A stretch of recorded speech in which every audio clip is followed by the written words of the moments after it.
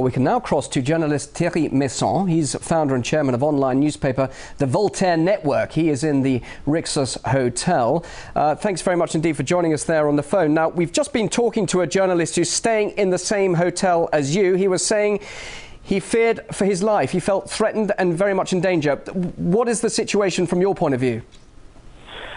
It's a strange situation because now in this hotel there is no more the leaders of the country. They go away from the hotel, but now there is only some journalists inside the hotel. But as you know, some of the US journalists are not journalists at all. They are only spies with undercover of journalism. So these people try to kill the others inside the hotel. Now the hotel is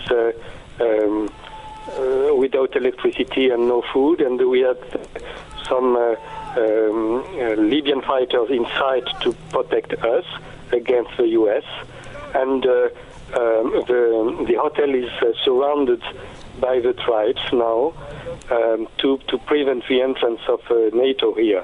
But NATO lose a lot of ground today, especially this afternoon. There was a big counteroffensive from the royal forces, and they ousted the rebels from a great part of the town. No, not all, but a great part of the town. And that's always the same thing what happened in the last days in other towns. It means that during the night, the NATO is bombing the places, and they arrive after that with Apache helicopters or very heavy helicopters to shoot everybody in the street. And after that, only after that, the so-called rebels enter in the streets. So it's very easy, of course, but the military action is not performed by the so-called rebels, but it's performed by NATO. That's why they are doing all the things during the night to hit what are the people doing the action. But in the day, each time we see the reverse. In the day, the loyal forces try to control again the ground, and the rebels are withdrawing. Let me just quickly ask you. It's you, the journalists, who are providing us with the first-hand accounts and the news of what's happening there in Tripoli. You say you're under threat, and you're talking about spies being there in the hotel. Are they, just to make it clear, representing Gaddafi's loyalists, or are you concerned about NTC rebels infiltrating the hotel and being there? No, I'm saying to you that some of so-called journalists inside are US agents undercover.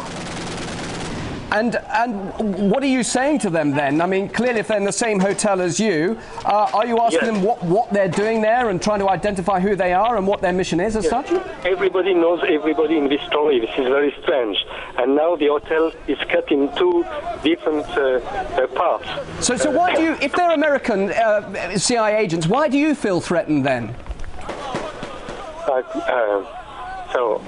I will not explain you all the details now, but the security show us a lot of papers from these people. Some are from CIA and MI6. And just briefly and finally, Thierry, it's not all over yet, clearly, in Tripoli. What do you anticipate tonight? Just briefly, what can you, from the sources you're talking to, anticipate happening next? Just briefly. Yes, I think it could be another very, very big fight like last night. Last night it was a tremendous fight. We don't know exactly the losses, but during the first part of the night, there was only the first part of the night. There was 1,300 people killed and 5,000 people badly injured. We enter in the hospitals. All right.